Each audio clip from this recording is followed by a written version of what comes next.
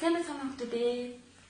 Та бүхэнд энэ өдрийн мэндийг хүргэе. Өнөөдөр багштайгаа хамтдаа баримлын шавар зүү ашиглан гэрлэн дохиог хийцгээе. Өөрт байгаа дурын өнгөтэй эсгийг балаараа цэглэх маягаар гэрлэн дохиогоо зурж өгнө. Нэг дөрвөлжин дотор талд нь 3 ширхэг дөрвөлжин дотор талд нь 3 ширхэг дугуй дүрс хамгийн доотлолт нь гурвалжин дүрс зурна. Цэглээд зурлаа. За энэ дээрээ болохоор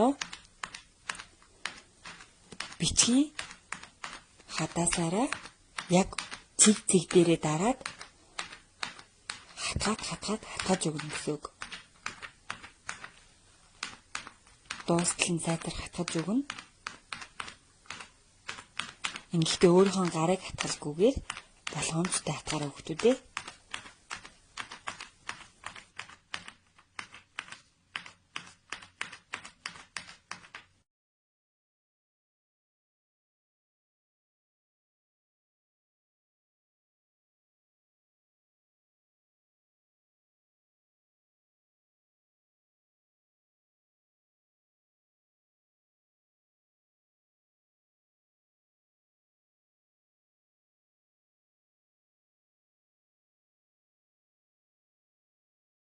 Шивж дуусны дараагаар цаасаа эргүүлээд 7 хуруугаараа тэмтэрч үзээрэй хүүхдүүдээ. Маш сонирхолтой гоё мэдрэгдэж байгааз за тэгсний дараагаар алчуураад ал тэгээд нэг баримлын шавар унаасаа жоохон хэсгийг тастаж аваад өчиг нарийнхан болгож өгнө хүүхдүүдээ. 2 гарын алгандаа хонхорхондоо хийгээд үрж болно.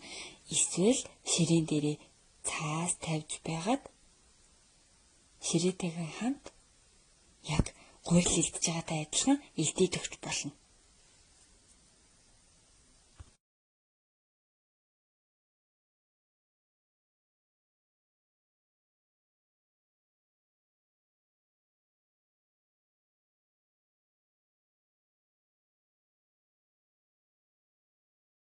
Ингээд нарийнхан болсон цаа баримлын шавраа цаасныхаа голд шар өнгө маань гэрлэн дохионы шар өнгө маань голд байдаг учраас багш нь голтон дайрлуулж байна.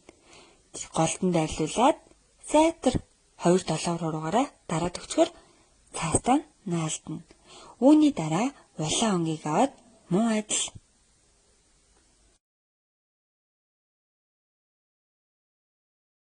2 гарын алгыг сайтар хавсраад баримлын шавраа маш урт нарийнхан болгож өгнө. Яг өмнө нь хийсэн шар баримлын шавартайгаа адилхан гэсэн үг. За ингээд гэрлэн дохионы маань улаан өнгө нь хамгийн дээдэлтэй байдаг лөө эсвэл хамгийн доороо байдаг лөө? Мэдээж дээдэлт нь байдаг учраас гэрлэн дохионыхоо дээдэлт нь 2 их урааныхаа тусламжтайгаар сайтар дараад нааж өгнө. За хамгийн доотлолт нь хараа ямар өнгийн гэрлэн дохио байдаг вүлээ? Ногоон өнгийн гэрлэн дохио байдаг шүү дээ. Тэгэхээр ногоон өнгийн баримлын шавраасаа баг зэргийг аваад мөн адил саяны баримлын шавруудтайгаа адилхан урт нарийнхан болгож өгнө. Тэгээд хамгийн доотлын дугуй зурсан дээр нааж өгнө.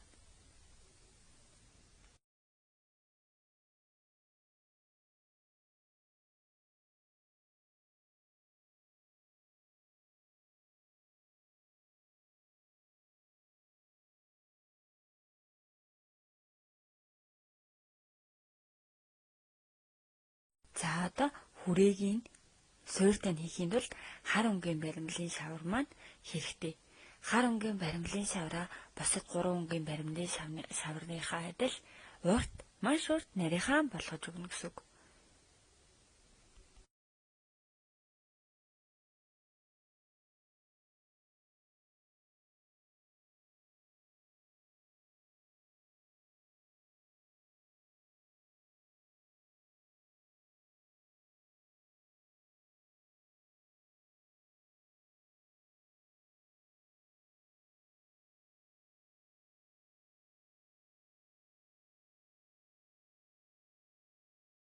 Баримлын шаваранд тасрах юм бол санаа зовлтгүйгээр нийлүүлээд наацхан шүү.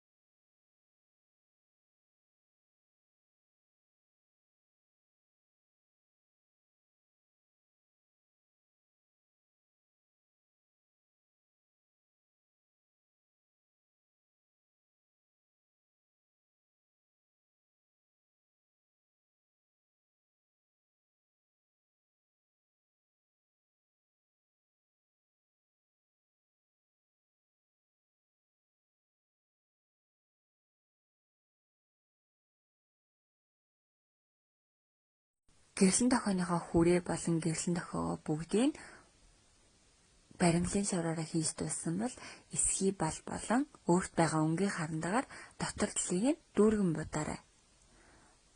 Улаан өнгийн хүрээтэйг улаанаар, шар өнгийн хүрээтэйг шар өнгийн харандагаар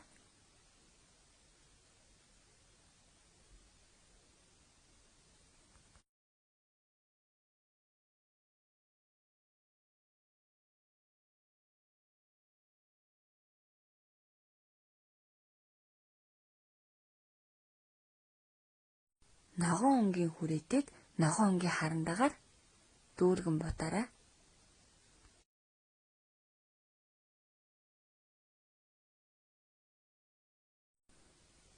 Доор байрлах суурийг нь хар өнгийн харандагаар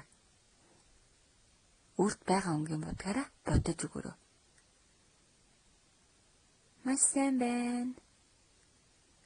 Ингээд хичээл дээдэлтэй олсогч багштайгаа хамтдаа гэрэлэн дохио хийсэн хүүхдүүдтэй баярлалаа. За хүүхдүүдээсээ асуулт асууя. Улаан гэрэл асуулт машин явж болдог лөө? Эсвэл зогсох ёстой лөө? Улаан гэрэлтэй зогсно. Шар гэрэл асах юм бол анхааралтай ажиглана. Ногоон гэрэл асах юм бол машин явж болно.